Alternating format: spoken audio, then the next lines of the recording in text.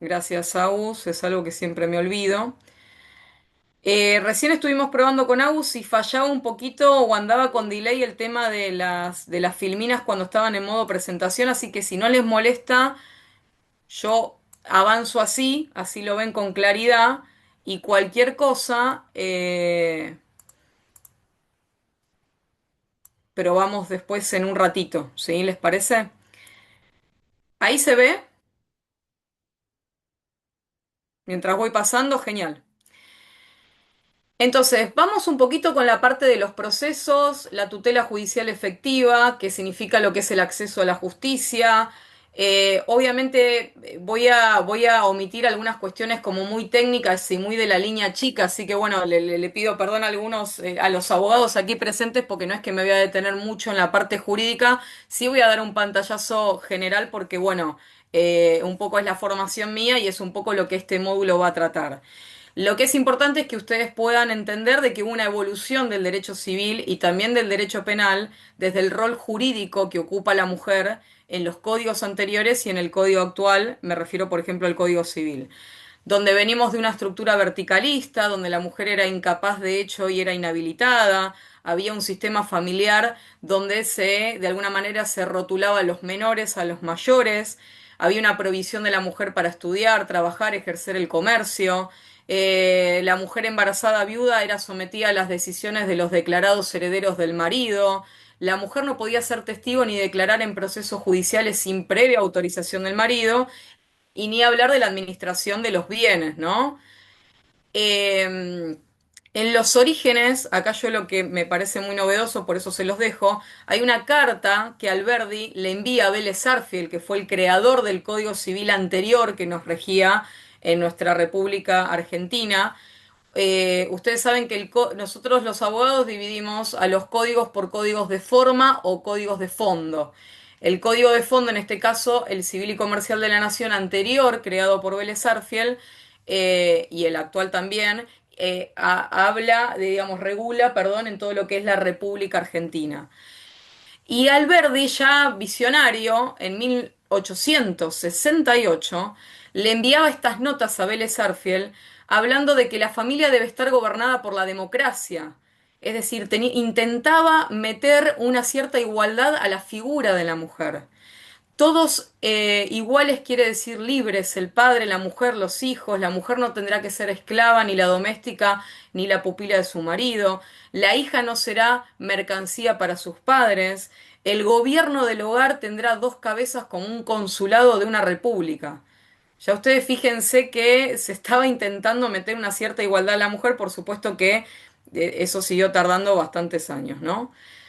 Yo acá les dejo de manera resumida, más allá de las leyes que ustedes puedan recabar a través de la bibliografía, una evolución legislativa o sociolegislativa desde la primera ley de matrimonio civil, donde la mujer mantenía la incapacidad de la mujer, pero se le otorgaba una cierta capacidad a la mujer cuando se separaba. Después empezó a través de la 17711 en 1968, en la primera reforma fuerte del Código Civil viejo que teníamos, se derogó por fin la incapacidad relativa de la mujer casada y se reconoce a la mujer casada en una igualdad de condiciones en lo que respecta a la administración de los bienes y la gestión de sus bienes gananciales.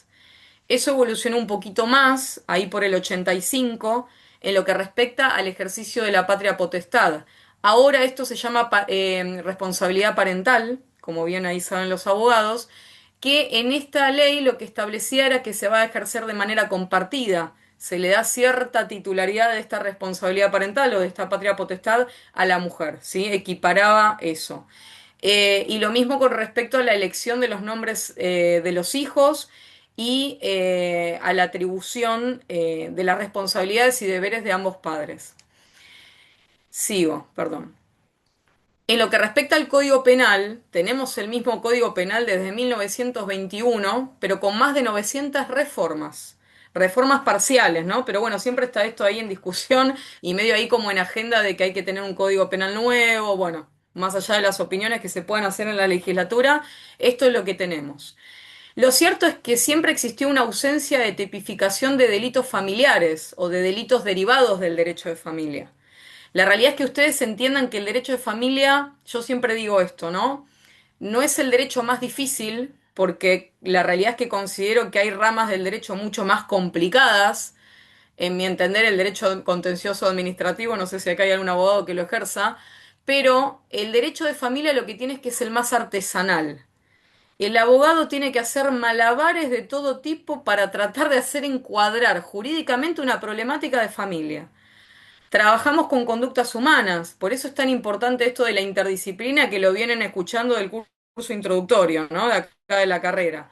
Entonces, en el margen de todo esto, nosotros no tenemos como castigos, y menos en lo que respecta al Código Civil, a estas figuras típicas, antijurídicas, culpables y punibles, ¿no? Que están en el Código legislado, en el Código Penal, que tengan que derivarse de estos delitos familiares o delitos de acciones que se ejerzan contra la familia. No, no existe.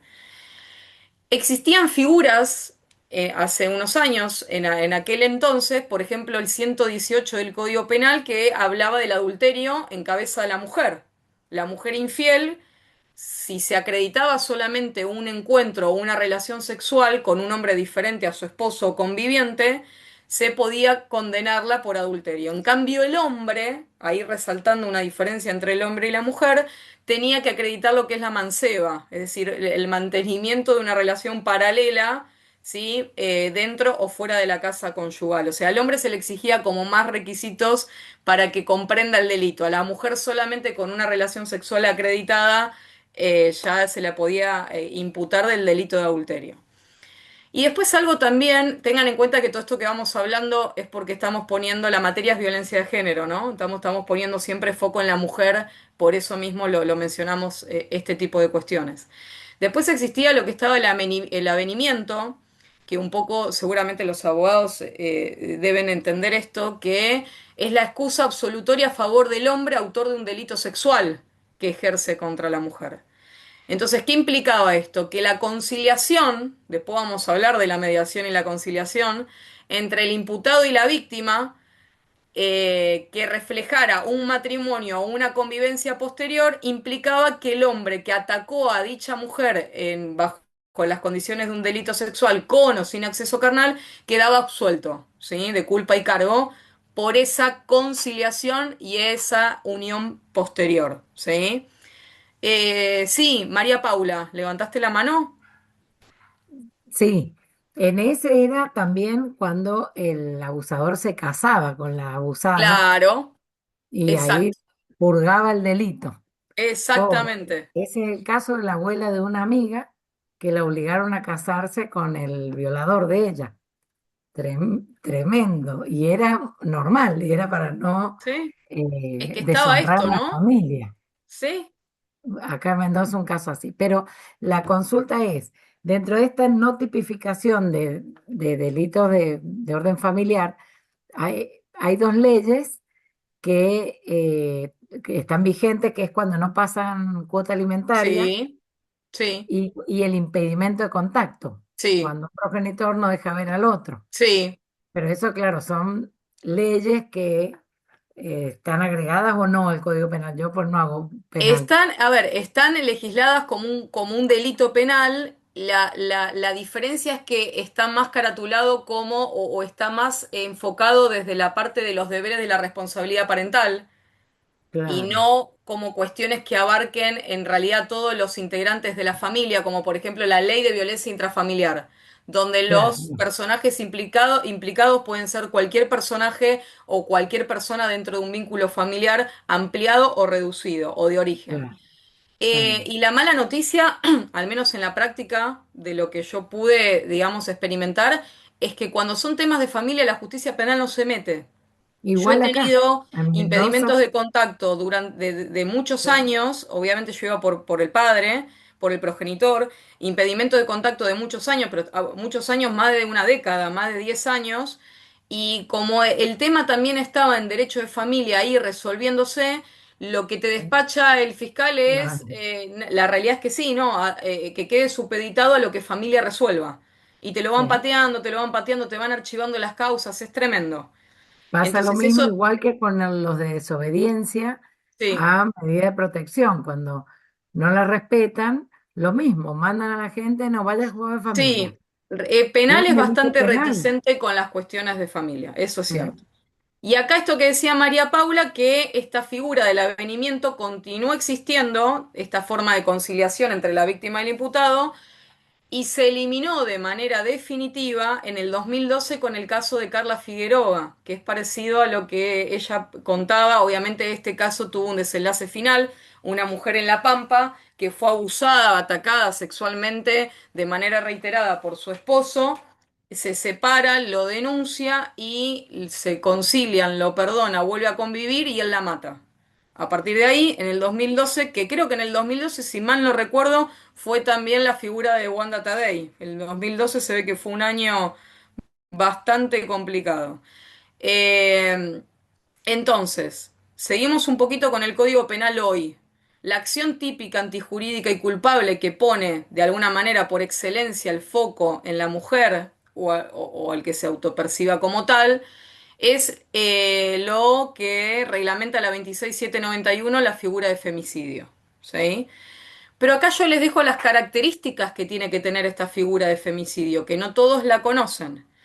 El bien jurídico tutelado es la vida, eso no hay lugar a dudas, ¿no? Y se trata de un homicidio especialmente agravado por la condición del sujeto pasivo, es decir, el que recibe esta acción que es la muerte, y por su comisión en un contexto ambiental determinado. Se tienen que dar ciertos requisitos para que esto se configure como femicidio. Entonces, ¿qué se exige? Se exige que el autor del homicidio sea un hombre, que la víctima sea mujer o que se autoperciba como tal. Acá estamos, viste, a veces con esa discusión. Que el agresor haya matado a la víctima por ser mujer, es decir, por una condición de género, y que el asesinato se haya perpetrado en un contexto de violencia.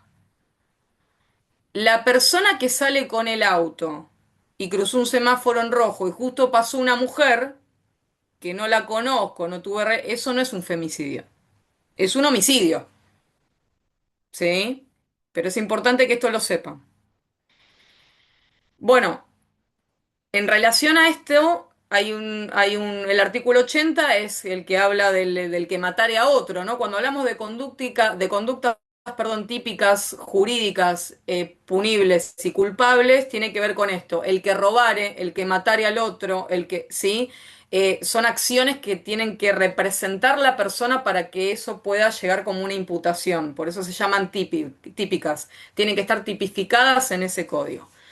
Entonces, eh, se habla de la prisión perpetua, ¿sí? En el artículo 80 habla de incisos de cuando esto procede y la modificación que se hizo con la ley que yo mencioné anterior, que tiene que ver con la ley de femicidio, es cuando se mata por placer en el inciso 4, placer, codicia, odio racial, religioso, de género o a la orientación sexual, identidad de género o su expresión.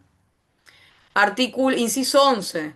Cuando se matare a la mujer, cuando el hecho sea perpetrado por un hombre y mediare violencia de género.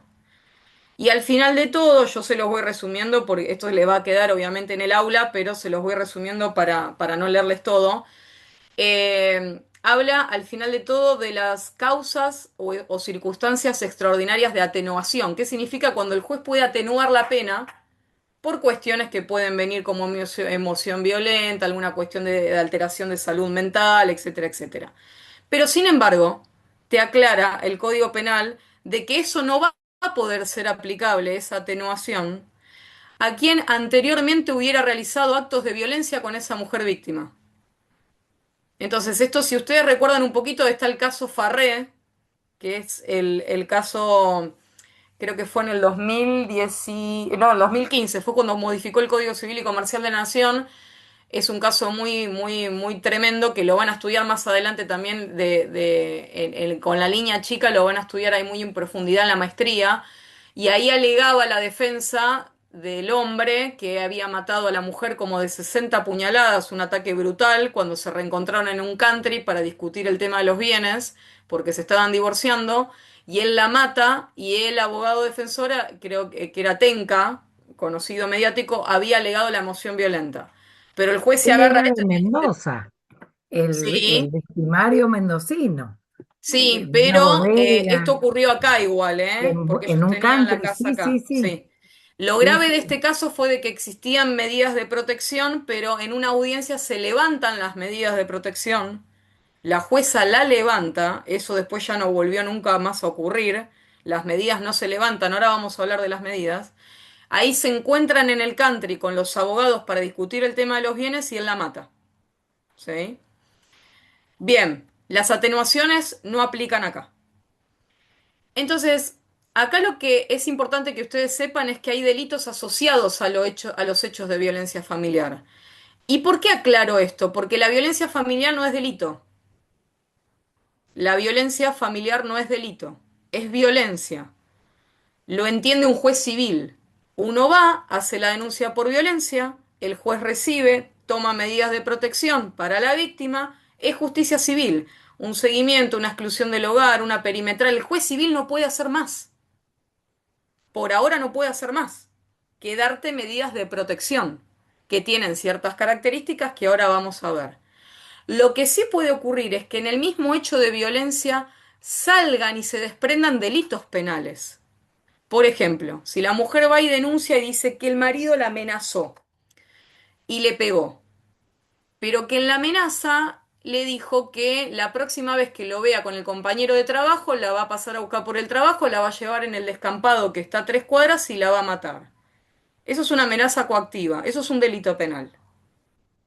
Entonces, ¿qué va a pasar ahí o qué debería de pasar a nivel del proceso?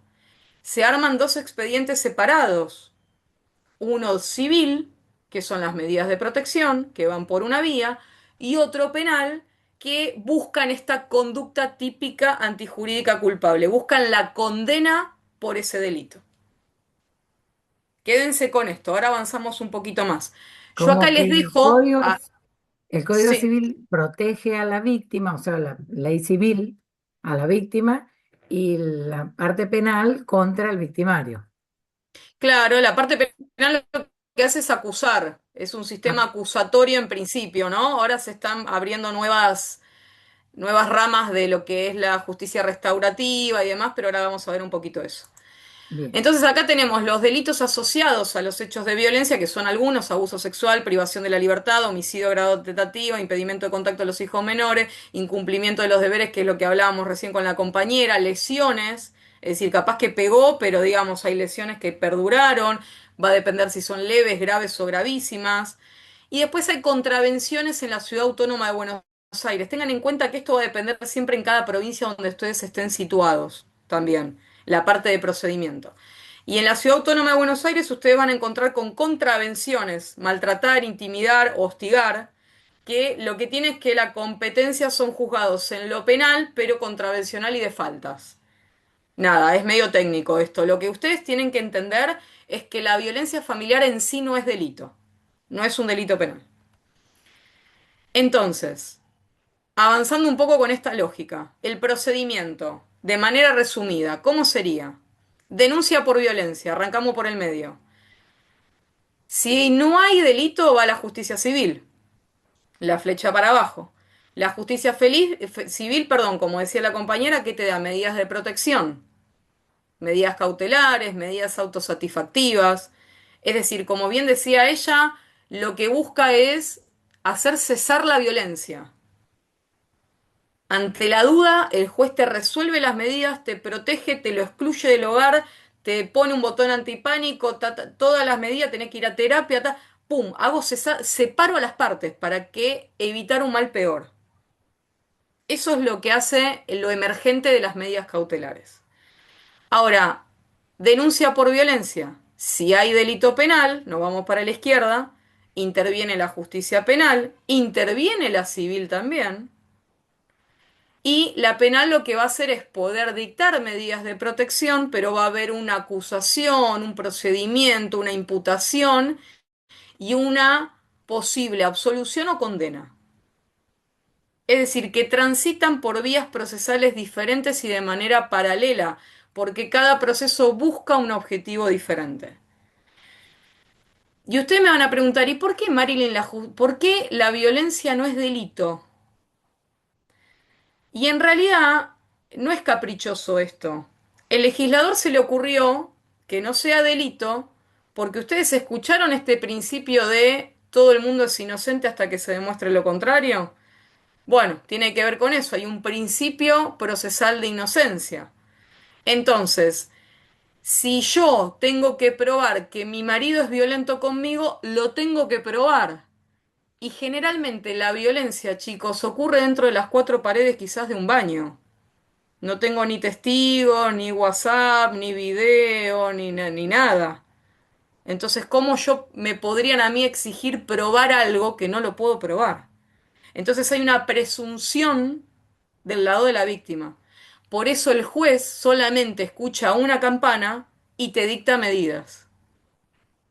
¿Se entiende cuál es la naturaleza o el espíritu de este tipo de medidas de protección? Después vemos si la denuncia es falsa, si fue mentira, si fue exagerado, si no lo fue, porque también puede ser. Pero ante la duda el juez te va a dictar las medidas igual. Porque es caprichoso o no, porque se lo marca la ley. ¿Me siguen hasta acá? Sí, ¿Sí? la pregunta, Marilyn, perdón, que yo Sí. tengo es, sí, dicta las medidas de protección, pero de oficio, por ejemplo, porque ve un golpe, porque ve a alguien con el ojo morado, Sí. tampoco hace trabajar a la justicia penal, perdón por los términos, pero no lo sé desde lo legal, Sí. ¿no? Porque yo trabajé en una pasantía en un juzgado de familia y Ujú. donde se venían a hacer las denuncias. Y siempre se le preguntaba al denunciante, a la denunciante casi siempre, si instaba la acción penal, Sí. pero quedaba como su decisión Claro. y no era Sí. no Sí. trabajaba de oficio, digamos, el juez Es que eso diciendo. está bien. Mm, ¿Por qué? Porque vos tenés la clasificación de los delitos de instancia pública y de privada. esa era la otra parte de la pregunta, claro. Por ejemplo, los delitos como los de amenaza coactiva son de instancia pública. Por más de que la mujer diga que no quiere instar la acción, el fiscal lo tiene que hacer. Ok, Los delitos de abuso sexual infantil son de instancia pública. Por más de que la mujer diga, no, sí, mira, abusó de mi hija, pero la verdad que no quiero hacer nada penal, ¿eh? No, no me importa, señora, vamos a tener que hacerlo igual. Ahora, los golpes o lesiones bien, leves o esa instancia privada, ella tiene en su cabeza la potestad de poder instar la acción o no. está bien, Lamentablemente es así. Por eso está también bien. se van queriendo reformar los códigos y demás, pero el juez civil Claro. no va nunca de oficio a meter a la justicia penal dentro de su trámite civil de violencia por algo que la mujer no manifestó querer hacer. Ujú. En ese Sí, sentido también siempre tenemos como una discusión donde trabajo, que es si nosotros tenemos conocimiento, o por ejemplo un familiar tiene conocimiento, vamos a decir no nosotros como profesionales, sino sí, una madre tiene conocimiento de que le pegan a su hija mayor de edad, sí, si esa denuncia puede prosperar o no, porque falta la parte de que la hija debe realizar la denuncia, ¿no? ok. Sí. La verdad, Soledad, es genial tu pregunta. Es muy difícil de responder, pero voy a intentar de ser clara. Pero no porque sea difícil, sino porque no me quiero adelantar cuando vea ya Ah, el ok, tema de la responsabilidad de los agentes para poder denunciar o no. bárbaro. La respuesta más concreta para no dejar de responderte es que todos tenemos la facultad de poder denunciar o no un hecho de violencia. Vos tenés la Sí, sospecha de un hecho de violencia, te le están pegando a la vecina todas las noches, vos tenés la facultad de hacerlo como no. Y después tenés otro tipo de agentes de intervención, como por ejemplo en el área de salud, en el área de educación, el funcionario público, o agentes que se presten o presten servicios en servicios asistenciales, fundaciones, NG y demás, que tienen una carga de responsabilidad si no denuncian. está bien. Entonces, Aún tenés siendo los mayores de edad. facultados para denunciar o los que deben denunciar. Los que deben denunciar, si no lo hacen y pasa algo, pueden tener una consecuencia. Perfecto. El Aún siendo común, mayor de edad, la víctima. no, lo que va a pasar ahí es que si vos denunciás, por ejemplo, la violencia que se le está perpetrando este señor, mi vecino, a la víctima que es mayor de edad, vos vas a poder ir a hacer la denuncia, vas a poder pedir la reserva de identidad, que no es la denuncia anónima, no existe la denuncia anónima, chicos, es reserva de identidad. Entonces, van a citar a la víctima para que Oh, ratifique. Ahí se te perfecto. cae. O Genial. no, ¿O pero no? bueno, Pero bueno, tu intento está en el consumo. exactamente. Sí. Sí, Gracias. no, de nada. Sí, Eduardo. Sí, bueno, más o menos era más o menos, profe, de este tema, digamos. Creo que la pregunta de la compañera fue si va a prosperar y bueno, siempre tener en cuenta que si vamos a realizar una denuncia o vamos a dar aviso o a noticiar sobre un hecho y calculando, haciendo futurología de si va a prosperar o no, siempre vamos a estar en duda, digamos. Si uno tiene Sí, que sí, hacer y después jurídicamente, porque además yo soy juez, profe, por eso. Hay una disputa hasta entre jueces sobre qué medidas tomar. O sea, yo tengo el criterio amplio. A mí, aunque no me denuncie, no me ratifique, puede ser que esta mujer está bajo amenaza. Entonces yo le llamo para y sí, ratificar y viene con miedo. Viene que el marido le trae en el sí, auto y le dice, más vale que te baje y digas que no pasó nada. sí. Entonces, para mí, la autonomía de la voluntad suele estar un poquito Viciada. viciada. Por lo Sí, tanto, no puedo pretender como que la persona que está en esa situación me pueda contar o denunciar. Entonces, bueno, pero hay una disputa entre nosotros, por eso, de denunciar, hay que denunciar, como usted dice, y sí, que prospere o no ya va a ser una decisión judicial, digamos, sí, después. Pero bueno, tal cual. esta confusión ahí hasta dentro del sistema judicial, una Sí. crítica para el sistema lo hago también, ¿no? Para Siempre nosotros, digo, para peor es dentro. no hacer nada, ¿no? La verdad es que ustedes se están formando en esto acá y siempre es, obviamente, eh, los eslabones que pueden prevenir, ¿no? Un desastre. Entonces siempre hay que denunciar. Sí, Romina. Gracias, Eduardo. Gracias por tu intervención. No, un poco en concordancia con lo que decían los compañeros, que importante también pensar en esto, en estas situaciones, en cuidar los procesos para no revictimizar, ¿no? Porque también, bueno, si insta o no insta la acción penal, es algo importante, pero también existen espacios para poder escuchar y Sí, detectar, digamos, eso, que quizás son posteriores. También está la posibilidad de extraer testimonios directamente desde los juzgados civiles y enviar a lo penal y que en el sí, marco del fuero penal se pueda evaluar. Pero bueno, más allá de la responsabilidad, obviamente, que tienen todos, tenemos todos los efectores de salud, de educación, todas las personas que trabajamos donde hay situaciones que hay que ser denunciadas. Bueno, después también no solo, bueno, denuncio y me desentiendo de la situación, acompañar los procesos y sobre todo el resguardo de la víctima y de su relato. sí, totalmente de acuerdo. El tema es ese, me parece que después ustedes lo van a ver en materias más en profundidad de que cuando va a haber una materia específica donde ustedes van a poder criticar o aplicar o analizar toda esta teoría que van absorbiendo en el caso concreto o en la práctica de cómo se lleva. Y estadísticamente la mayoría de los alumnos arrojan esto, ¿no? Que el bache acá y la laguna está, como decimos los abogados, en el seguimiento de los casos concretos. Pero bueno, también tenés una estructura bastante desbordada. Es un todo, son muchos factores. Hay jurisdicciones que funcionan un poquito mejor que otras, pero bueno, igual es sin justificar, pero digo que me parece que todo ese tipo de factor suma, ¿sí? Pero bueno, para eso estamos acá, para poder ver dónde están las falencias, los baches, los errores y ver de proponer cosas a través de estas líneas de investigaciones que ustedes están haciendo y de la experiencia que ustedes están trayendo. Para eso estamos, digamos, es como medio todo pesimista. Mis clases son medias pesimistas igual. Ah, Yo ya lo aclaro que, aparte vienen como de que vienen con Analía que es todo maravilloso y lo mío ya es todo bajón. Pero bueno, es un poco lo que tenemos, ¿no?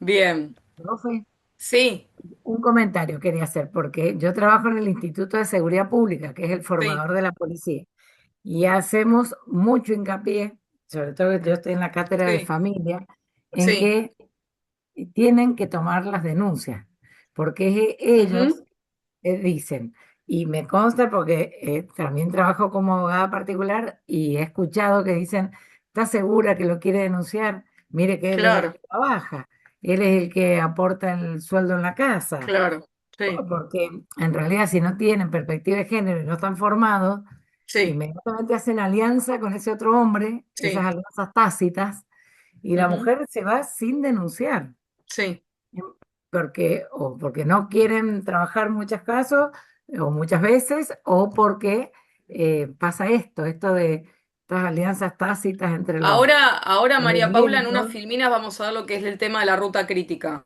¿sí? Bien, Vamos a adelantarnos un buenísimo. poquito y vamos a ver lo que es la ruta crítica, que es esto que vos estás mencionando.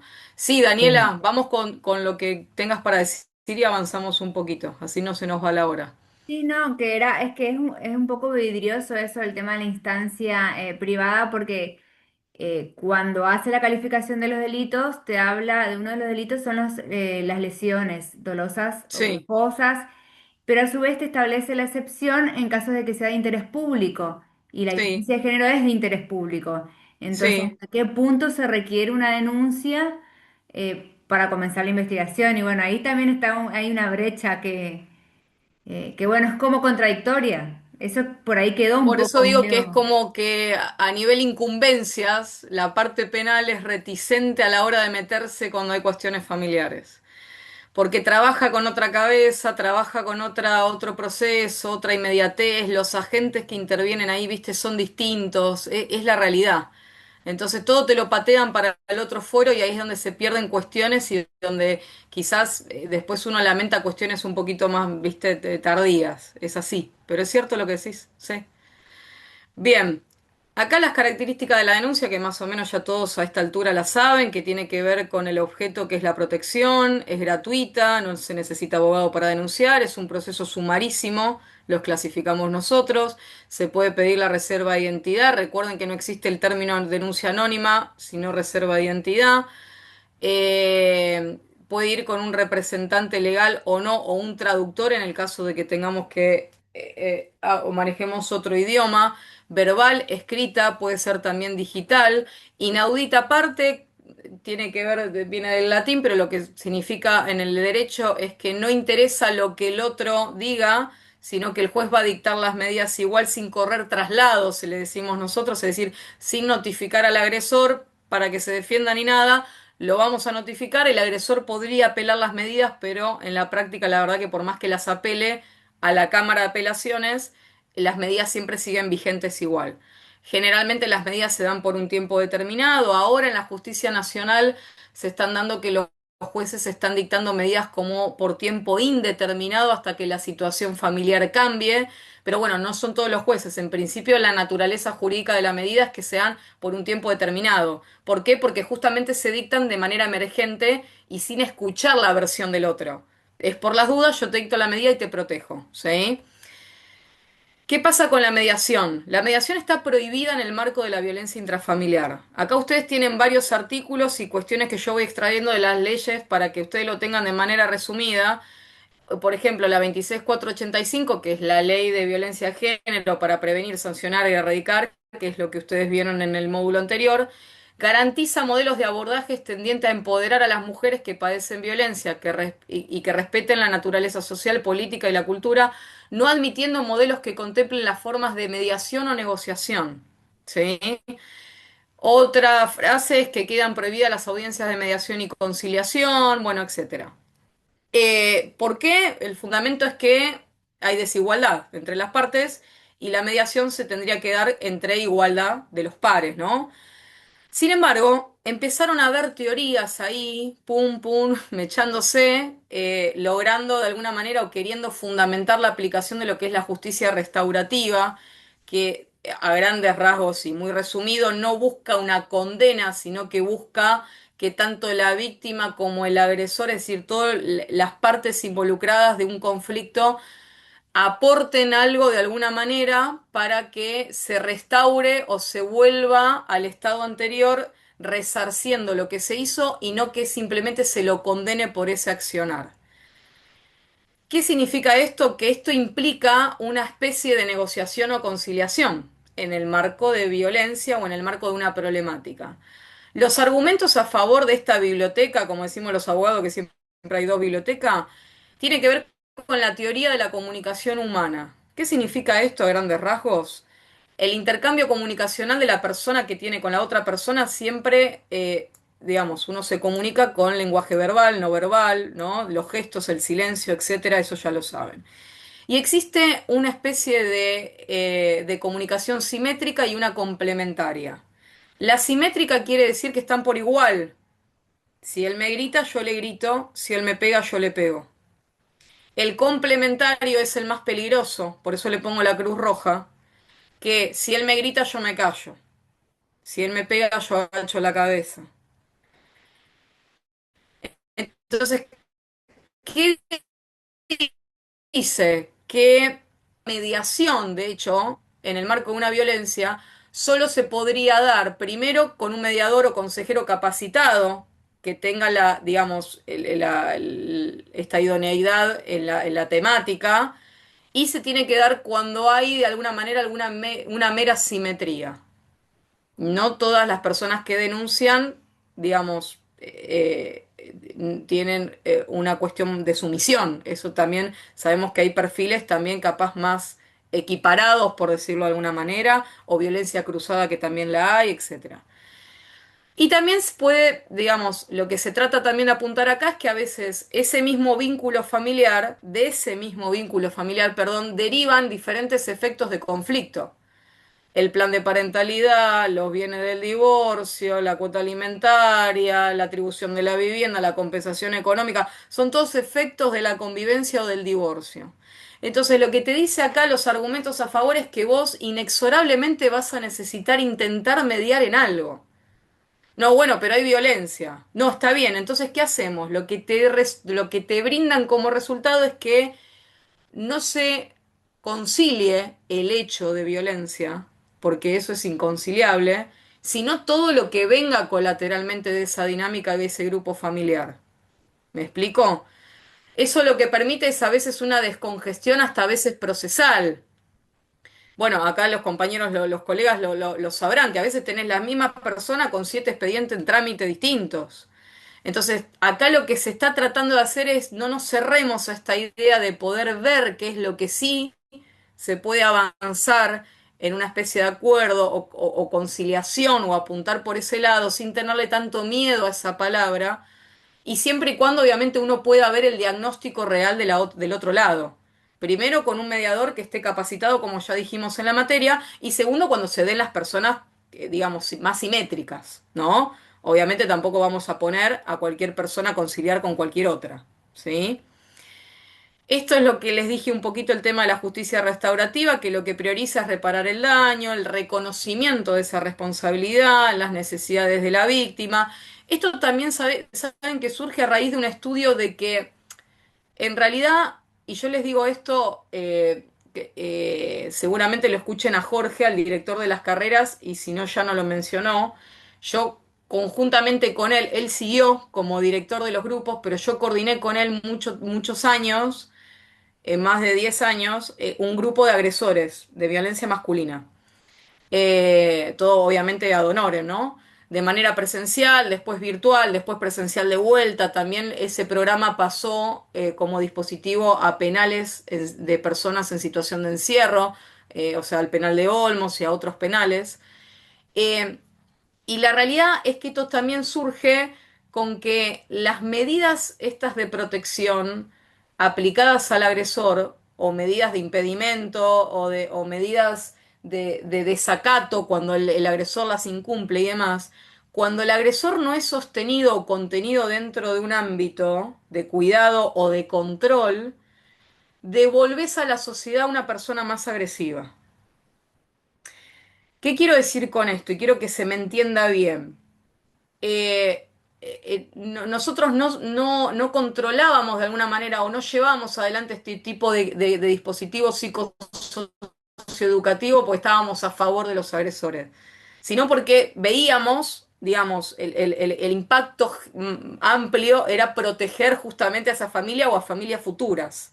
Entonces vos también tenés ahí como una desigualdad procesal cuando al agresor, en vez de escucharlo media hora de entrevista, que tampoco alcanzaría ni alcanza para la víctima, lo escuchan 5 minutos, o él está como en esta cosa de no ser sostenido y a veces no entender ni siquiera la responsabilidad que está acarreando. A él de repente estaba en la casa, según él nunca tiene nada que ver, vino un oficial de justicia y lo sacó. Y eso vos lo devolvés a la sociedad sin sostenerlo y sin entender que lamentablemente ellos también son parte de la solución.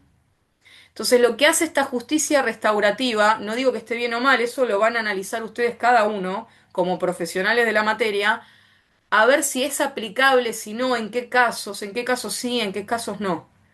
Pero tengan en cuenta que es algo un poco también lo que se viene, ¿sí? No le tengamos miedo tampoco a esto, porque puede existir una posibilidad. Entonces,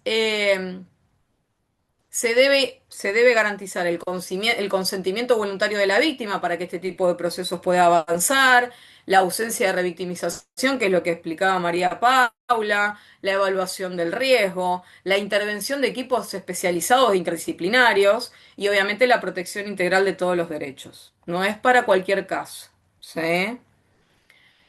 La ruta crítica de la mujer, yo ahí les dejé en la bibliografía un texto, es un poquito largo, pero bueno, acá lo tienen también un poquito definido y resumido en las filminas, que también les va a súper servir y alcanzar, digamos, para que ustedes puedan ahí consultar. La OMS la define a la ruta crítica como este proceso que se construye a partir de las decisiones y acciones que ejecutan las mujeres, como así también las respuestas encontradas en esta búsqueda de soluciones cuando deciden romper con este vínculo de violencia o espiral de violencia, como quieran ustedes llamarlo. Entonces, la mujer que quiere cortar, que quiere salir de acá y quiere avanzar. Bueno, ese primer corazonada o querer pedido de auxilio y lo que va recibiendo es la ruta crítica. Si se llama ruta crítica, ya se están dando cuenta de que un poco cómo viene el panorama, ¿no? Pero bueno, así la define la OMS, ¿sí?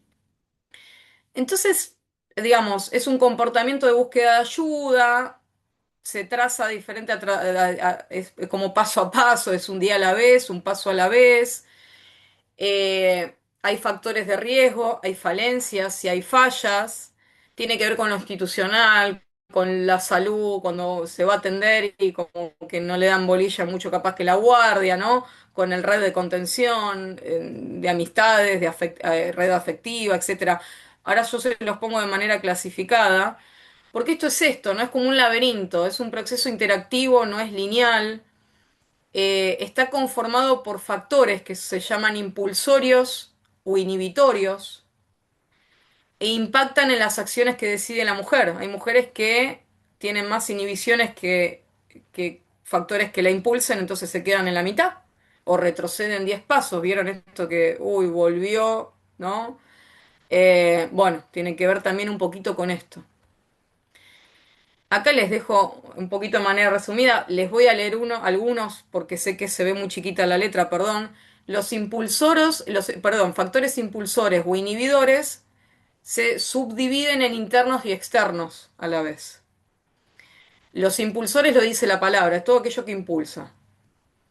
Los internos puede tener que ver, lo dice la palabra, internamente con la comprensión de un riesgo, la confianza que empezó a tener en sí misma, proyectos propios, interés por obtener información, esto de qué me está pasando, esto no está bien. Los externos pueden tener que ver con el apoyo de las redes cercanas, con espacios de empoderamiento, con programas de ayuda económica, porque esto también el factor económico tiene mucho que ver, yo creo que en el gran porcentaje. Y los inhibidores, te lo dice la palabra, que también pueden ser internos o externos. En los internos tiene que ver con un sistema de creencias, la vergüenza, el desconocimiento de los derechos, de que quizás no lo puedo hacer porque él me dice que yo no puedo hacer nada, que olvídate, que no va a prosperar. La naturalización de la violencia, ¿sí? El miedo, la vergüenza, el tema del sistema de creencias a nivel familiar, de los mandatos, ¿no? Y los externos tiene que ver con una violencia institucional, el incumplimiento de las medidas, la falta de apoyo en redes, todo lo que yo tengo como factor externo de afuera que me está inhibiendo el de poder continuar. Y después las teorías hablan de los factores precipitantes, que son como ¡pum! El ultimátum, ¿no? Las explosiones. Que generalmente es cuando están los hijos metidos ya en este vínculo de violencia, cuando son lastimados, cuando son heridos, cuando son asesinados por la misma violencia. Cuestiones de infidelidad. A veces la mujer sostiene, pum, y eso fue como el factor precipitante. El riesgo por su vida, y casos extremos de redes cercanas, lo que le pasó a la amiga. Eso hoy, bueno, me despertó de que a mí también me puede pasar, no sé, y ahí sale a buscar ayuda. Posible accionar ante estos factores es buscar ayuda, denunciar, huir, volver, quedarme. Nosotros veíamos siempre en el grupo este que les digo de agresores, por eso es tan importante los acompañamientos y los espacios de empoderamiento, pero reales de la mujer, no que solamente la manden a denunciar, porque como ya vimos, la justicia tampoco hace mucho y no es la solución de nada.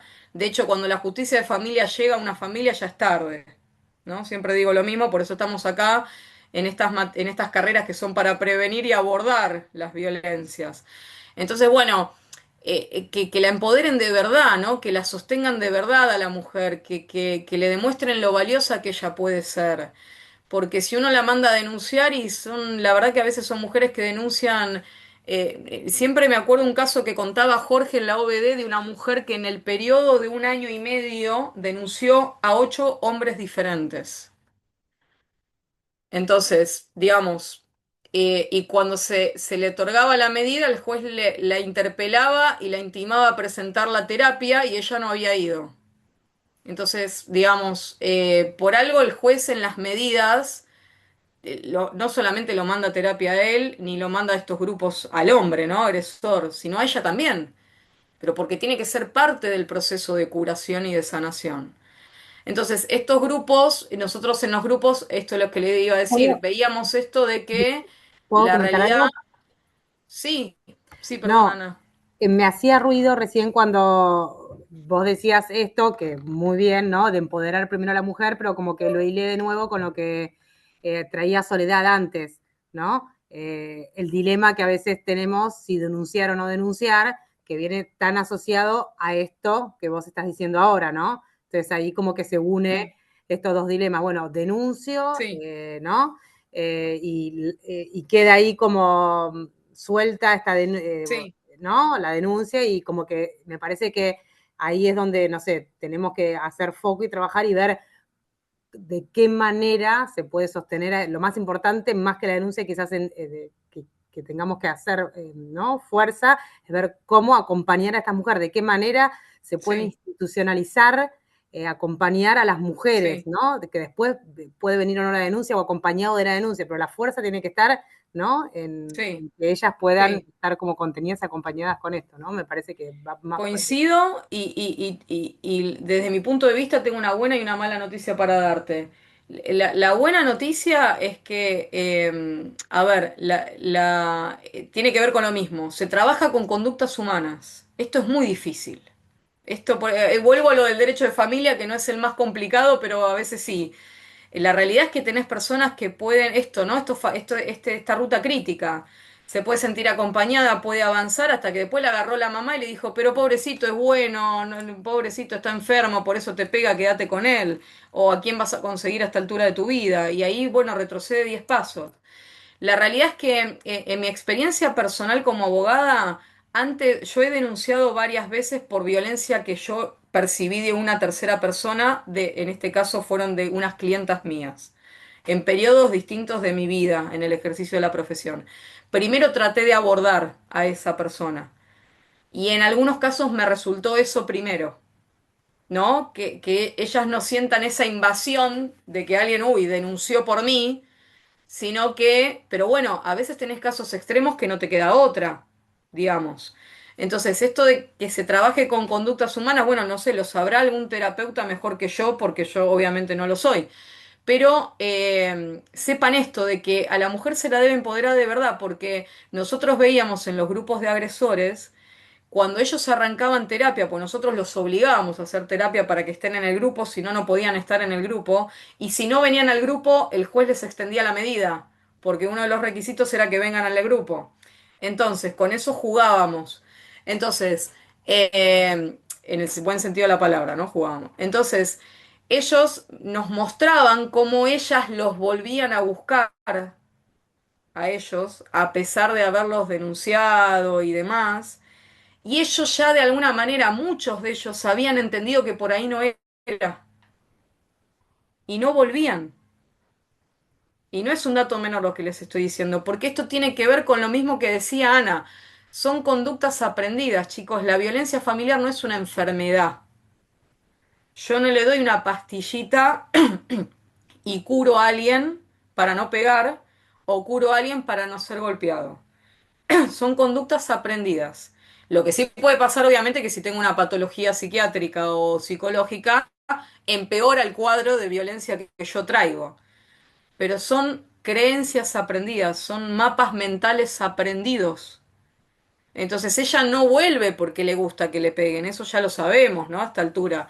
Ella no conoce otra cosa. Entonces hay que empoderarla de verdad, ¿sí? Pero ha pasado estos casos, ¿eh? Por eso les digo, no es la solución mandarla a denunciar.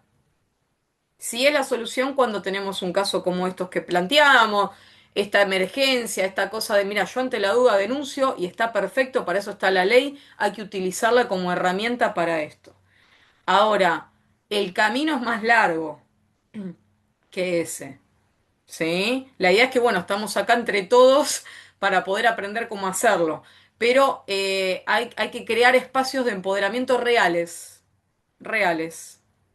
No solamente, bueno, vení que te escuchamos llorar un poquito y andá a hacer la denuncia. ¿Sí? Esa es mi opinión. ¿Cómo evitamos estos impactos en la mujer, de inhibitorios y qué sé yo? Y para mí la respuesta es un poco conociendo.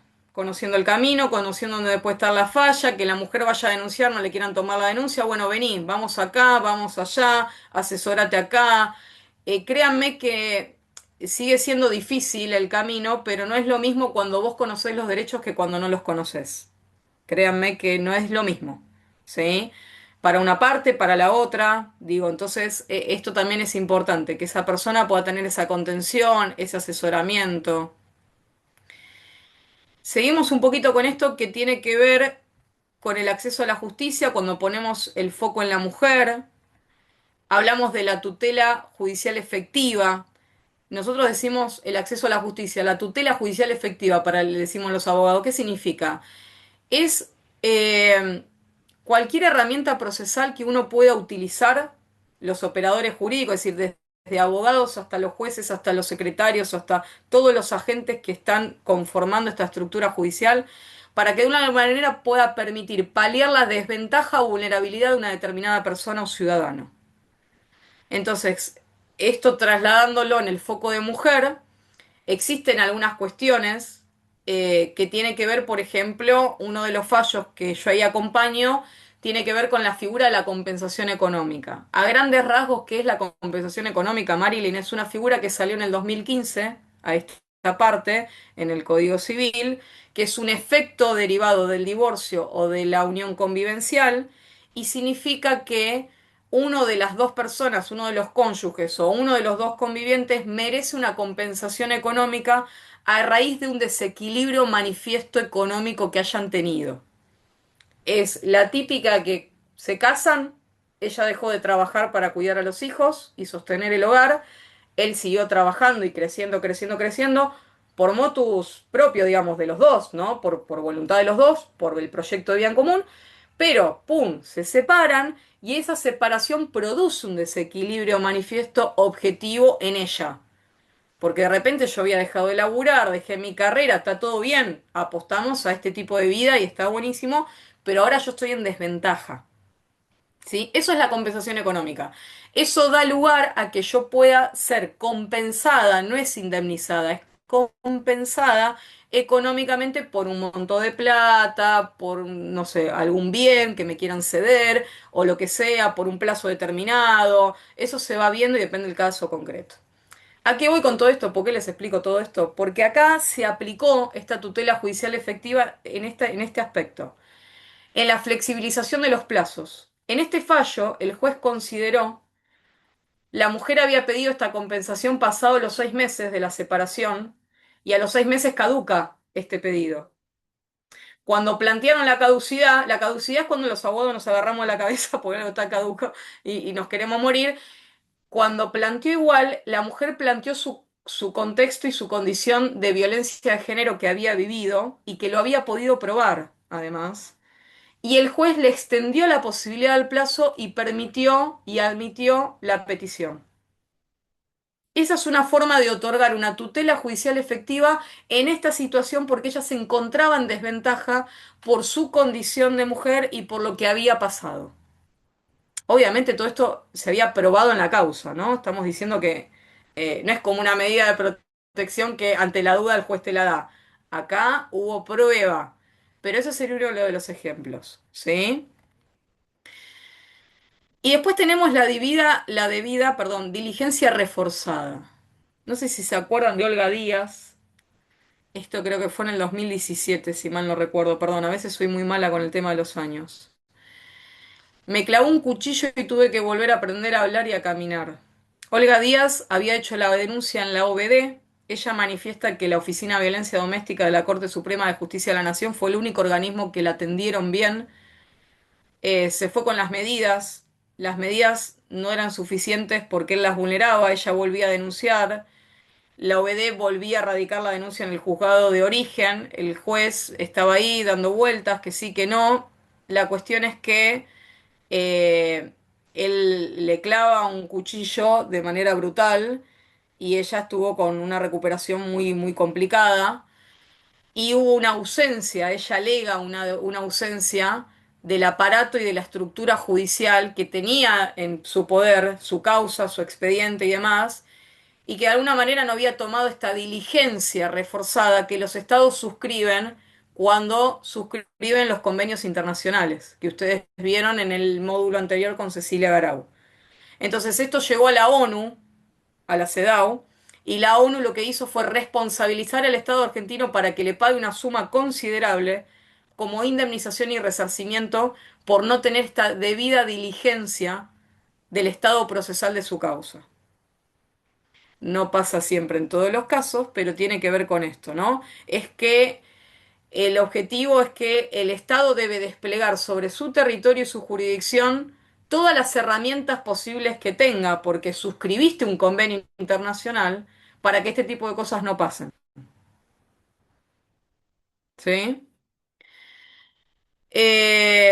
En resumen, en todo lo que estuvimos diciendo un poquito con el tema del acceso a la justicia, tienen que ver con el tema de las garantías para las víctimas que confían en un sistema judicial, básicamente. No se debe agotar en una sola instancia esta tutela judicial efectiva, sino que tiene que ser aplicable en todo el proceso, sosteniéndose. No, bueno, te di la medida de protección, andá, en 120 días volvemos a hablar. No, tiene que haber un seguimiento, que es donde está la falla, ¿no? Aplicar cada resolución al caso concreto, es decir, las sentencias no son fotocopias, yo tengo que analizar bien el contexto, la dinámica, las partes y el compromiso del Estado y sus operadores. ¿Hasta acá cómo vamos? ¿Bien? ¿Alguna pregunta? ¿Alguna cuestión? ¿Estamos bien? Bueno, yo acá les quiero comentar un poquitito el tema de los daños y perjuicios derivados de la violencia intrafamiliar y de género. ¿Qué significa esto? Recién yo les dije que, decíamos entre todos que la violencia familiar, la ley que protege a una víctima de la violencia familiar o intrafamiliar o de género, busca cesar la violencia, busca proteger a la víctima. El delito, el Código Penal lo que busca es un sistema acusatorio, acusar al otro de una conducta típica, antijurídica y culpable, así que tenemos como esos factores. Y acá en daños y perjuicios lo que buscamos es plata, indemnización, dinero, nada más que eso. No buscamos ni protección ni nada. Eso puede venir en expedientes paralelos o anteriores o posteriores, etcétera. Pero esto es un poco lo que se viene. La realidad es que originalmente era difícil hablar desde el punto de vista familiar del daños y perjuicios. Porque uno se imagina el daños y perjuicios, no sé, un accidente de auto, un incumplimiento contractual, ¿no? Como toda una cuestión más pecuniaria, más... Pero esto que hablábamos recién con Ana, que decíamos se trabaja con las conductas de las personas, las emociones. ¿Cómo ponemos esto en un daños y perjuicios? Bueno, es un poco también lo que se viene y son las sentencias también que ahora están saliendo. Es cuando uno reclama un daños y perjuicios, cuando yo reclamo plata. para volver de alguna manera a mi estado anterior al hecho sufrido. Y esto es derivados en realidad del derecho de familia en general. Yo les presento acá derivado de la violencia porque es el tema que nos compete. Pero también de repente puede un hijo hoy en día demandar a los padres por un reconocimiento tardío de su identidad, por ejemplo.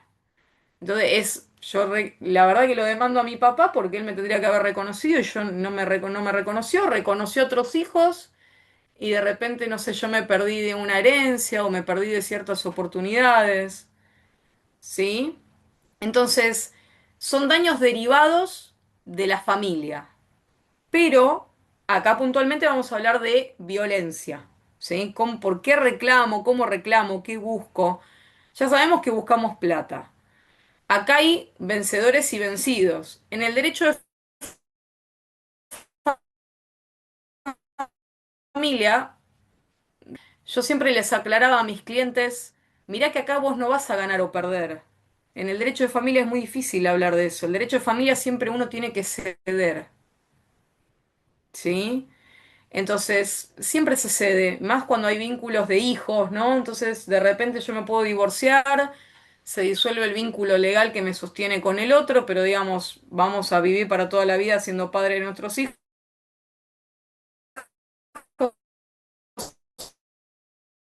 Entonces, pero bueno, ahora acá estamos hablando de otra cosa, otro cantar, que son los daños y perjuicios. Entonces, ¿se me escucha? ¿Se me escucha? ¿Sí? Un poquito y ahora sí. Ah, bueno, cualquier Entrecortado. cosa me hacen una. Ah, ok. Ujú. ¿Ahora estamos Ahora bien? mejor, ¿sí? Ahora sí. Ok, perdón. Cualquier cosa. A ver, déjenme. ¿Saben qué voy a hacer? Por las dudas, apago la cámara si no les molesta, porque prefiero que me escuchen total, no hay mucho para ver. Y cualquier duda me hacen una seña o me escriben, pero a ver si se escucha un poquito mejor, ¿sí? Entonces, a ver. Ay, ¿por qué ahora no me deja? Perdón que no me deja. No, a ver acá. Bueno, esto cambió la filmina, ¿no? Bien. Esto significa esta sigla Código Civil y Comercial de la Nación. Bien. Que regula una función preventiva y la función sancionatoria, que es la prevención y reparación del daño. Como les dije, tiene que ver con el reclamo de un daño pecuniario. ¿Sí? El artículo 1710, además, establece que se tiene que evitar causar un daño no justificado. Entonces acá la ley desde el 2015 a esta parte se extendió un poquito más en lo que se llama esta teoría de responsabilidad civil, porque no solamente castiga de alguna manera a aquel que realizó un determinado daño al honor, a la vida de la otra persona, a sus bienes, etcétera, sino también cuando se estaba por ocasionar el daño y no lo pudo evitar o no lo frenó para que ese daño no sea mayor. ¿Sí? Entonces tiene que ver con esto. Bien, la reparación del daño debe ser plena, consiste en la restitución de la situación del damnificado al estado anterior al hecho dañoso, sea con el pago de dinero o en especie. Obviamente que es muy difícil colocarlo en la parte de la violencia intrafamiliar, porque de alguna manera la persona que atravesó una situación de violencia es un poco complicado pensar cómo vuelvo al estado anterior, ¿no? Pero ahora se van a dar cuenta con ejemplos muy claros a qué se va esto y que ya hay fallos realmente que prosperaron, perdón, reclamos que prosperaron a través de fallos que estuvieron dictándose sentencias a favor de esta mujer que reclama estos daños. Entonces, perdón, volviendo, tiene que existir requisitos para que se pueda peticionar esta acción legal de daños y perjuicios. Sin estos requisitos no prospera este pedido, que obviamente es con demanda, es a través de un abogado, y tiene que ver los presupuestos de la responsabilidad civil. Entonces tenemos a la antijuricidad, que es un concepto puramente objetivo, no habla de la voluntad que tuvo la persona o no de dañar o no dañar, de ejercer violencia o no ejercer violencia. Básicamente lo que implica la antijuricidad es algo antijurídico, es lo que la ley prohíbe. La ley prohíbe que dañes al otro. Si vos lo hiciste, pum, ya está, adentro este primer requisito. ¿Sí? Segundo requisito es el daño causado. Me tiene que haber causado un daño, una lesión a un derecho, a un interés contemplado. Puede ser a un derecho personalísimo. En este caso, el Código Civil está siendo muy amplio con este tema. Eh, y que tenga por objeto la persona, el matrimonio o un derecho hasta de incidencia colectiva. El nuevo código amplía los efectos del daño al deber de evitar el mismo si ya se ha causado. Yo te ocasioné el daño, lo tengo que frenar para no seguir causándotelo, ¿sí? Segundo requisito, daño causado. Factor de atribución, número 3. Acá sí te habla de la voluntad. El factor de atribución de un daño al responsable puede basarse en factores objetivos o subjetivos. En ausencia de normativa, el factor de atribución es la culpa, ¿sí? Es decir, que se puede referir a la culpa o el dolo. ¿Cuál es la diferencia, como más o menos que ustedes se pueden dar una idea? El dolo es cuando hay intencionalidad. Yo tengo la intención de causarte este tipo de daño. Y la culpa es cuando no tengo la intención, pero igual te lo ocasiono. El daño está hecho. ¿Bien?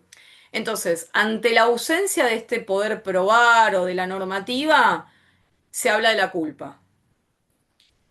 Y si lo podés probar, se quedaría encasillado en un dolo.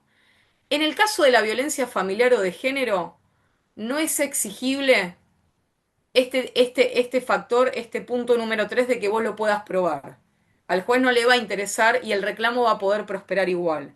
Porque se supone que cuando hubo violencia hubo cierta, consciente o inconscientemente, intencionalidad en que esos hechos sigan consumándose. ¿Sí? Entonces, de alguna manera se le exime a la víctima de tener que probar este dolo o esta culpa. ¿Sí? Bueno, acá hablo de la diferencia entre uno y el otro, que es lo que acabo de decir. Y el cuarto y último elemento, para que todo este reclamo pueda prosperar en una demanda, que el abogado se siente, lo tenga que armar, tenga que poner los hechos en el expediente y poder presentárselo al juez y demás, es el nexo causal. Es ese puente que existe entre el accionar antijurídico atribuido a una persona por su dolo o su culpa y el daño que me provocó. Es decir, el hecho de violencia me tuvo que haber provocado esto, este daño, ese nexo, ese puente, es que creo que este es el elemento más importante, es lo que yo debo probar como requisito fundamental o sine qua non, decimos nosotros, para que todo esto prospere. ¿Sí? Y obviamente lo que se busca con esto es alcanzar esta indemnización para que se vuelva al estado anterior. ¿Bien?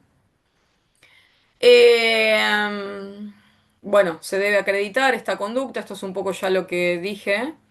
Y acá están los rubros resarcitorios que se pueden reclamar. ¿Qué son los rubros resarcitorios? Son lo que yo puedo reclamar puntualmente, que puede estar encasillado en estos subtítulos y puede haber más, obviamente, dependiendo del caso concreto. Esto siempre es como analizable en derecho de familia. Daño físico es como bastante visible, ¿no? Lo que les quiero explicar. Todos los daños que se pueden dar en situaciones de violencia familiar que implique la existencia de alguna lesión, el riesgo, la disminución de la integridad corporal de una persona, etcétera. El daño material tiene que ver con la pérdida, ocultamiento o destrucción del material de trabajo, objetos personales, efectos personales de la víctima. El daño emergente o lucro cesante. Acá hay una simple diferencia, es algo medio técnico, muy de los abogados, no es necesario que lo sepan, yo simplemente lo puse acá para aclararlo. Eh, la diferencia entre el daño emergente y el lucro cesante, que parecen muy parecidos y trae confusión, es que en el daño emergente hay un egreso del patrimonio. ¿Sí? A mí se me sacó una determinada plata o una pérdida a causa de ese daño que se me hizo. Y en el segundo, el lucro cesante, es lo que aún no ingresó o lo que yo perdí como expectativa a raíz de ese daño. Por ejemplo, el que a raíz de la violencia que yo sufrí, que quedé toda golpeada, perdí la posibilidad de ir a esta conferencia de trabajo que me pagaban. No sé, estoy dando un ejemplo. ¿Sí?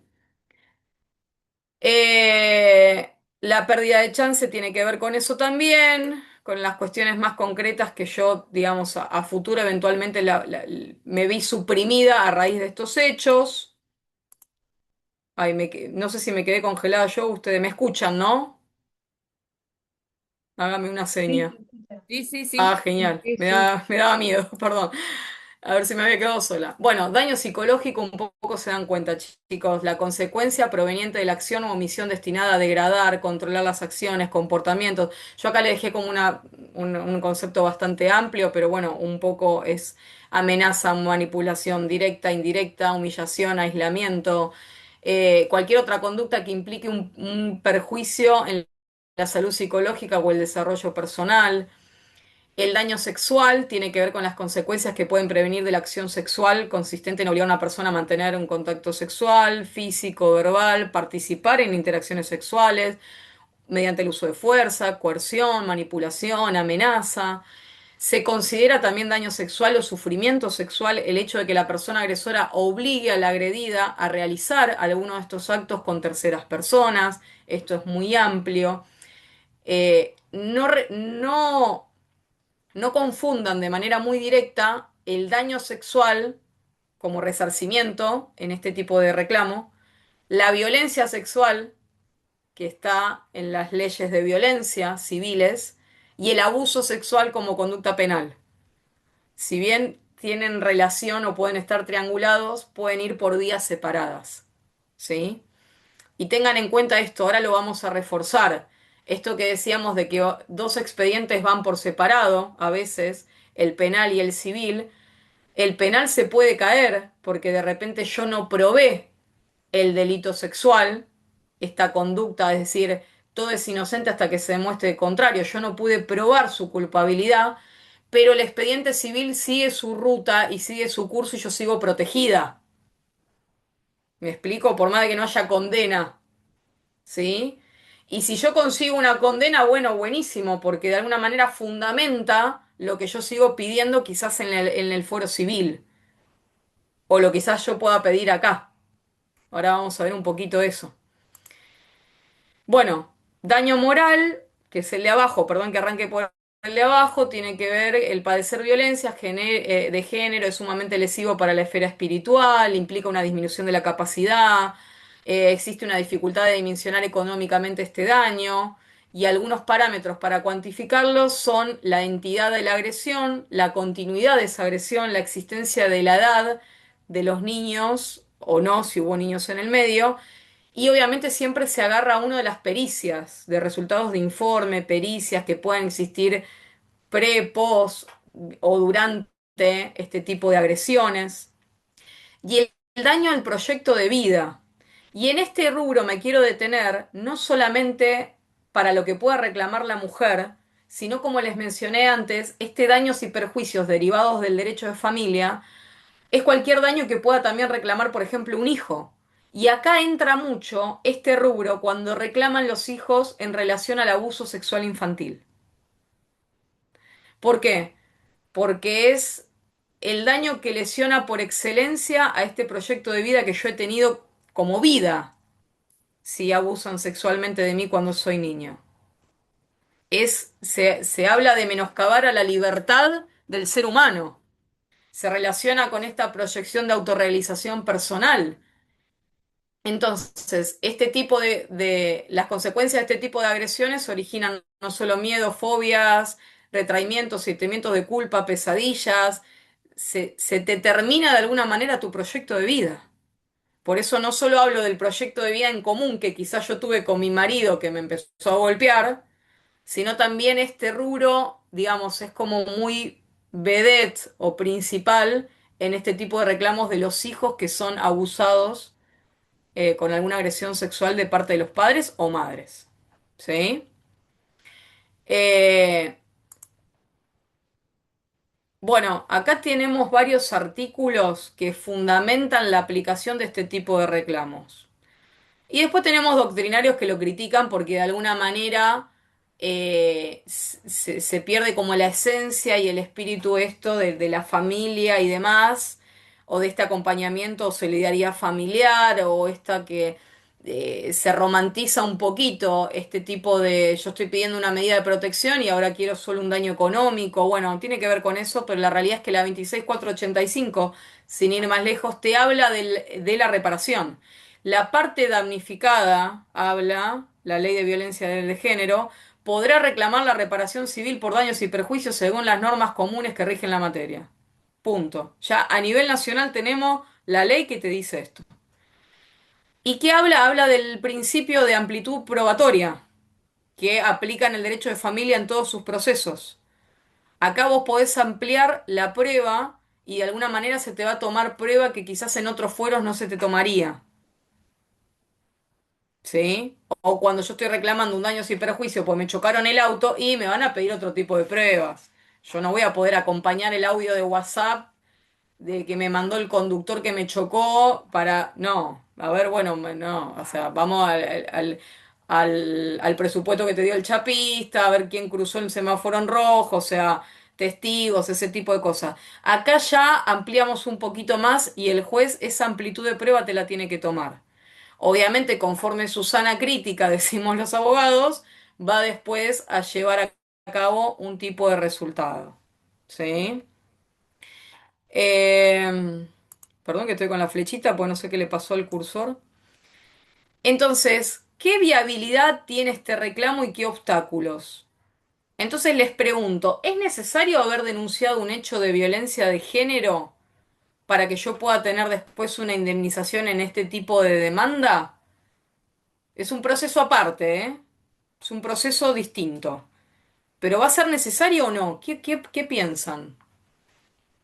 Los quiero escuchar un Pienso poco. que no, que probando el daño y los cuatro requisitos de el daño, el factor de atribución, la Sí, antipiedad, esto, porque muchas personas, que no se le dice víctima, sino superviviente o sobreviviente de violencia, no quieren denunciar, porque es una de las facultades que tienen. Por ejemplo, en abuso sexual. Tienen que pasar sí. más de 10 veces por pericias y demás. Y sin embargo, han sufrido el daño y será acreditado en esta sede civil del reclamo para su Ok. reparación. Pienso, lo digo desde lo que pienso, No, no, no, no está tengo perfecto. idea. Recuerden estos elementos. El elemento primero que es la antijuricidad. Ah, Yo quiero reclamar una indemnización de 10 millones de pesos porque a raíz del hecho de violencia yo perdí el trabajo, ahí tuve pérdida de chance, lucro cesante, como él me echó o me tuve que ir porque me pegaba, me tuve gastos de mudanza, me tuve que ir a alquilar, estoy hablando más o menos de los rubros que yo podría reclamar, tuve que hacer terapia como no me lo cubre la obra social porque él me dio de baja la obra social, me empecé a pagar un terapeuta, le pagué el terapeuta a mis hijos. Cuando me pegó la última vez me rompió unas piezas dentales, me la tuve que arreglar. Los dentistas obviamente no están por ninguna obra social. Digo, ¿no? Tú, cosas que yo puedo concreto decirles ahora que se me ocurren de algún hecho. Ahora, eh, ¿es necesario que yo haya denunciado el hecho de violencia? María Paula opina que no. Para que el juez diga, bueno, por lo menos hubo este indicio, este antecedente de que ella manifestó violencia.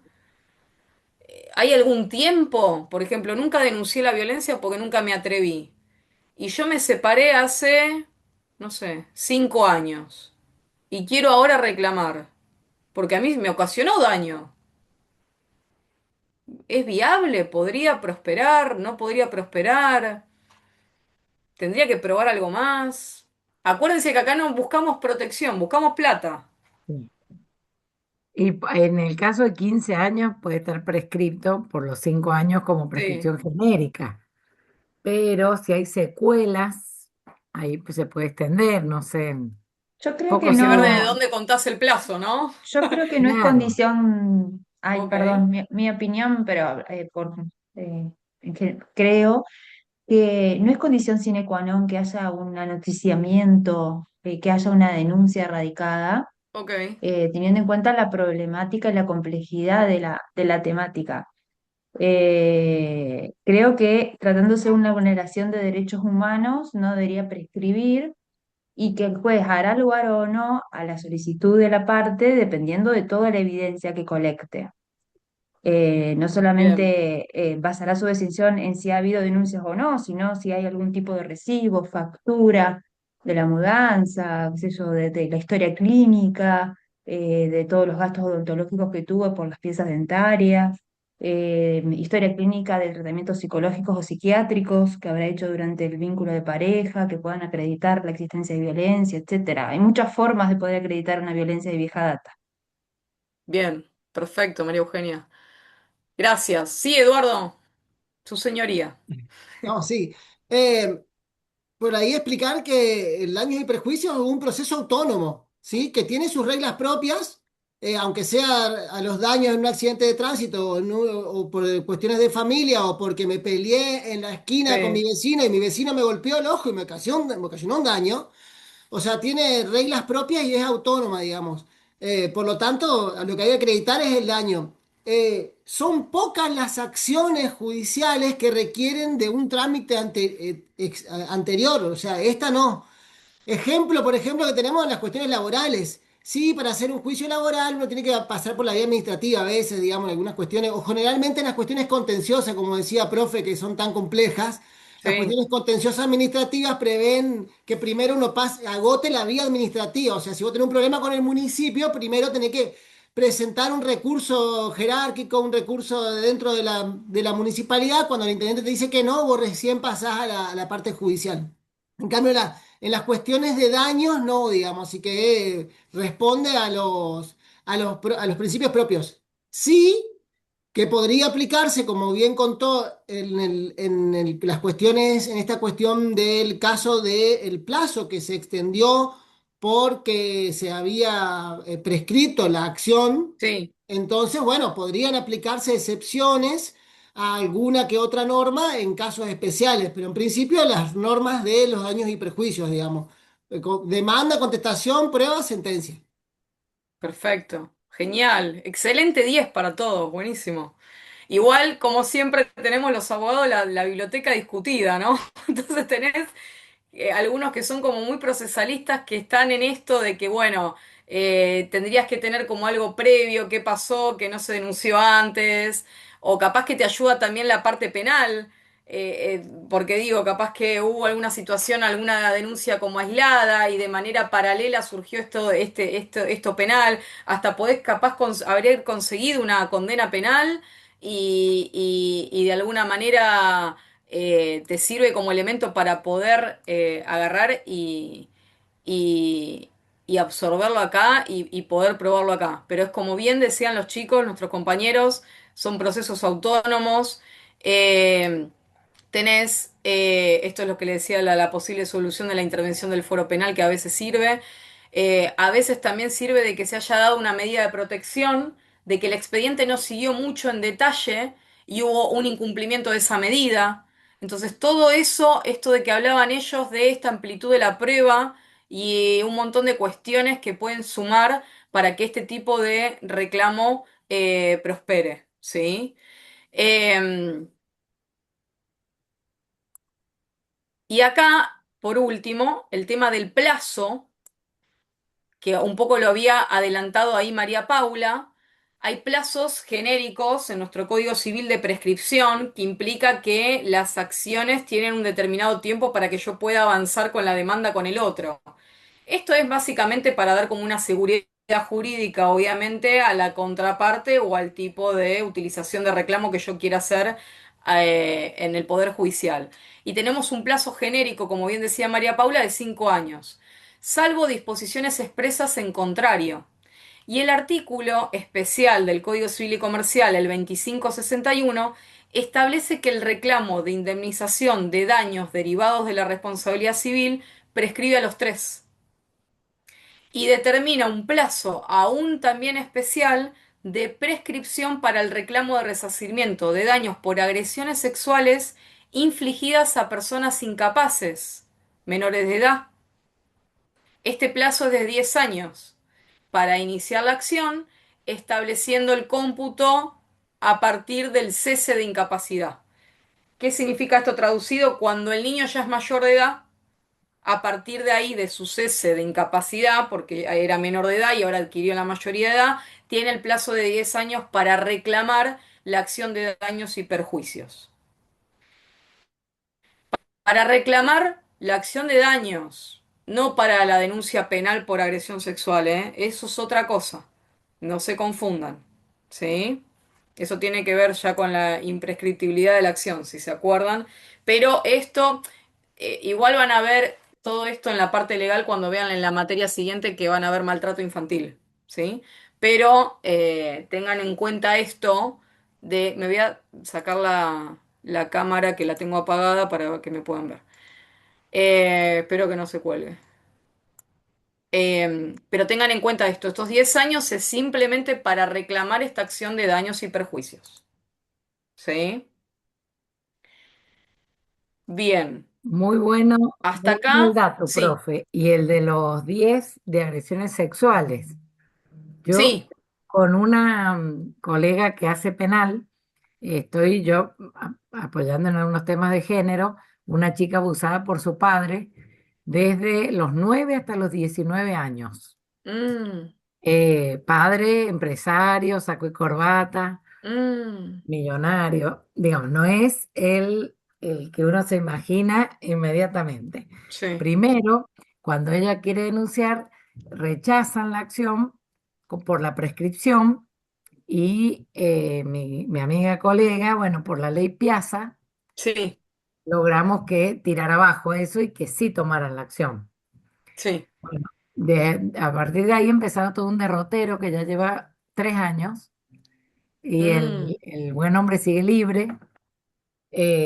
Siempre está la sospecha de que compra a los fiscales o algo así, pero ok, la idea es, cuando termine este proceso, ya está imputado, eso es bueno, está imputado, pero, ok, ¿no? Reclamar daños y perjuicios, porque la verdad que esta chica le arruinó la vida, sí, este pronto. Se autolesionaba, ataque sí, de pánico, eh, por supuesto que ha empezado varias carreras, las deja, mm, no tiene un norte, depresión, toma pastillas para dormir, para levantarse, y una chica arruinada la vida. el Entonces, proyecto de vida, este rubro que pobre, decíamos claro, antes, sí, sí, proyecto de sí, vida. sí, sí, Pero esos 10 años que yo leo acá por agresiones sexuales, pero es a personas incapaces, estoy leyendo bien acá. No se aplicaría en el caso de esta chica, sería una vez que se termine lo penal, digamos, el proceso penal y lo no, lo condena. podrías tranquilamente iniciar en simultáneo, porque ella, estos 10 años Ah, empiezan a computar a partir del cese de la incapacidad. Es decir, mm, a claro. partir de los 18 años de esa persona, porque Ajá, ya se supone que al ser mayor de edad perdió su incapacidad por ser menor de claro, edad y podría actuar en juicio por sí solo. claro. Por eso Y te se habla podría esta lógica de iniciar los 10 sin años. condena penal, porque por lo que venimos No diciendo, pasa como nada, pero vos acá es estás autónomo. reclamando otra cosa. Puede prosperar esto por más de que lo penal esté ahí medio tambaleando. Ujú. La diferencia es que en el caso que obtengas sentencia penal, lo lográs Sí, muy fácilmente. En el caso de que logres una condena por un abreviado o un juicio común, y sí. logras muy fácil la indemnización civil con la sentencia condenatoria en penal. Es la única diferencia. Bien, bien. Siempre te va a ayudar una condena penal, pero bueno, la realidad es que son carreras, son caminos largos. Y este tipo de daños también yo lo vi ya en un par de fallos, consecuencia de las falsas denuncias Mm, en materia de violencia intrafamiliar o de género y consecuencia de los impedimentos de contacto, que también hablábamos hace un rato, generalmente entablado por el progenitor. Daño, me refiero, derivados del derecho de familia a nivel general. También se ha visto y se empieza a ver ese tipo de casos también, porque también existe. Pero bueno, digamos, tengan en cuenta que son procesos de naturaleza diferente, ¿no? Aquel que no está familiarizado con el derecho, que la medida de protección va por un lado, que la parte penal es una carrera un poco más larga, va por el otro y busca otra cosa. y que esto también busca algo diferente, que también es, como bien decía antes Eduardo, tiene que ver con prueba. Demanda, traslado, vos vas a presentar una liquidación, te la van a impugnar. Digo, nada, esto es como también no muchas personas que atravesaron situaciones muy delicadas como estas que estamos hablando se quieren someter a pasar por esto. Es la realidad también, ¿no? No es gratis litigar. Y no me refiero a plata, me refiero a costo emocional, es gastador, es desgastante y hay un sistema estructural judicial que a veces no acompaña. Entonces, bueno, eso también no lo podemos soslayar, ¿no? Digamos. Pero bueno, esperen que dejo de compartir pantalla.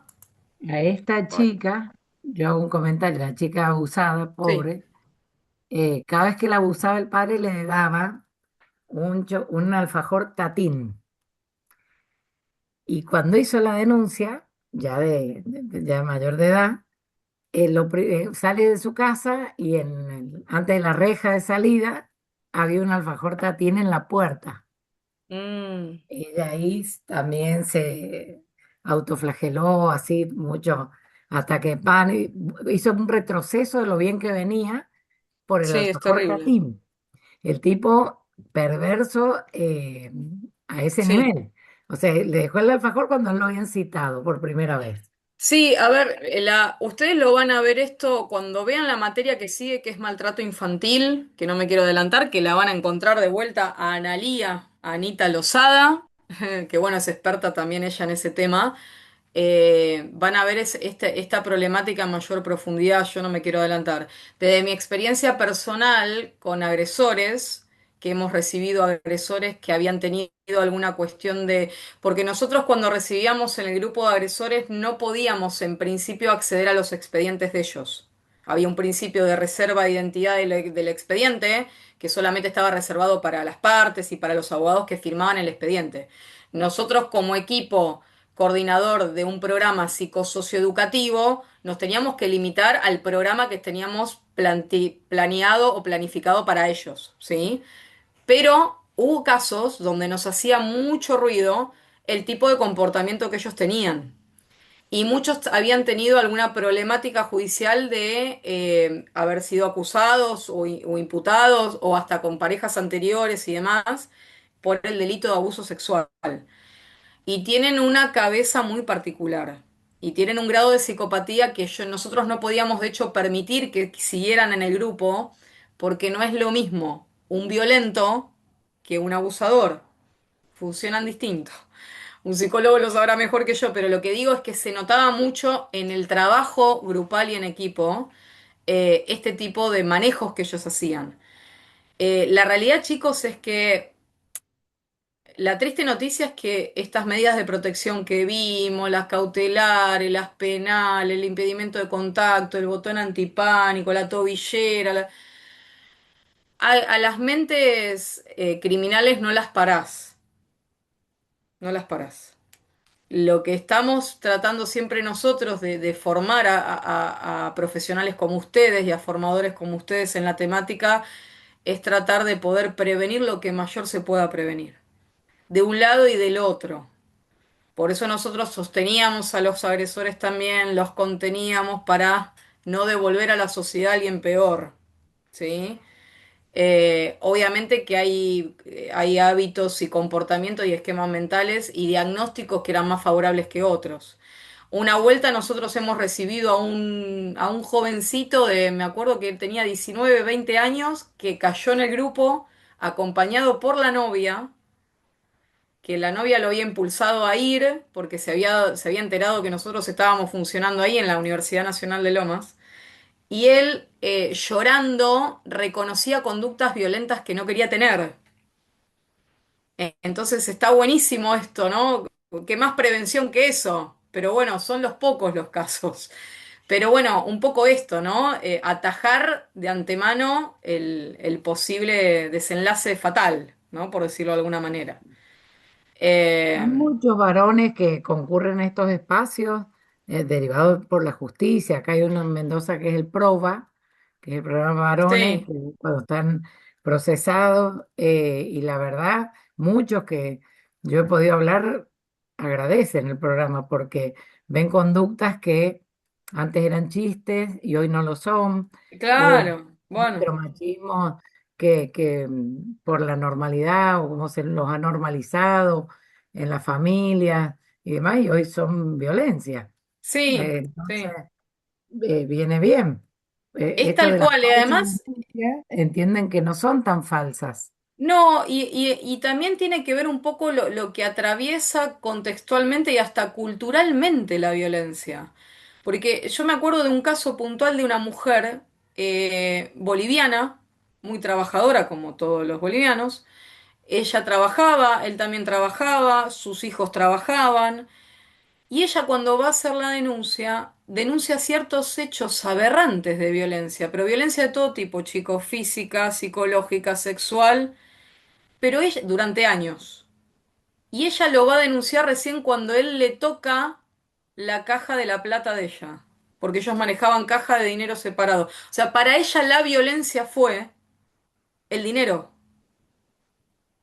¿Me explico? Entonces, ella no entendía cómo el insulto, el golpe, el manoteo, la tirada de pelo, digamos, lo tenía tan naturalizado culturalmente, ¿eh? Y tuvo una cuestión de machismo que ella, pero a ella sintió, digamos, el menoscabo en sus derechos cuando le tocó el dinero, por ejemplo. Por eso es tan importante ustedes todo esto que están aprendiendo y lo que puedan ir, digamos, afilando el ojo clínico de las cuestiones más invisibles de la violencia. Porque a veces uno, la mujer que está metida en este espiral realmente interno de la violencia, tiene tan naturalizado todo que generalmente no te lo cuenta a veces, porque no lo ve ni ella misma.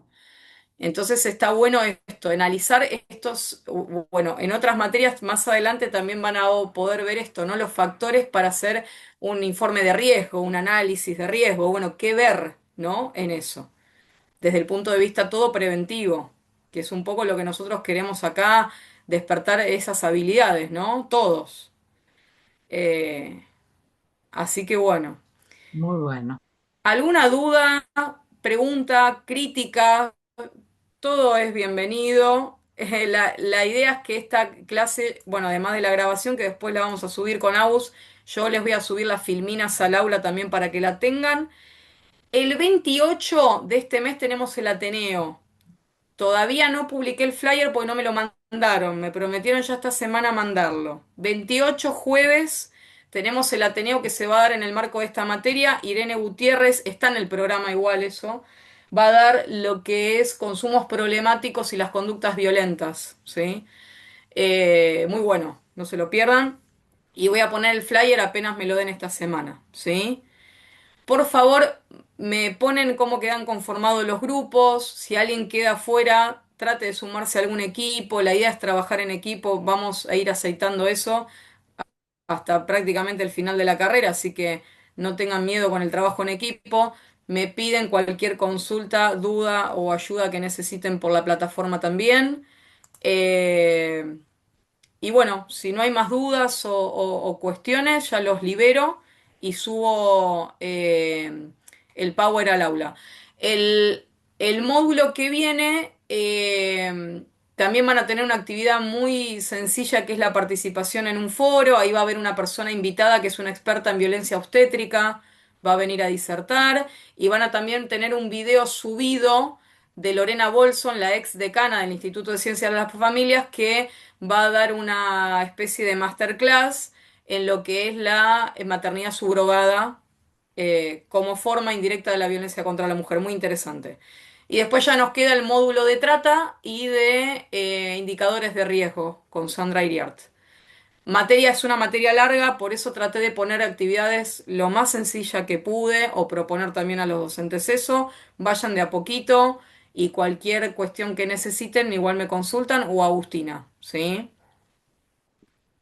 Muy bien, profe, muy bueno. Bueno, Los temas y la clase. bueno, gracias, gracias por la atención, por quedarse, por elegirnos y bueno, cualquier cosa quedo a disposición, ¿sí? Ok. Vamos Muchas hablando. Que gracias. estén muy bien. Gracias. Hasta Gracias. luego. Gracias. Bueno, buenas Gracias. noches. Chao, chao. Buenas noches.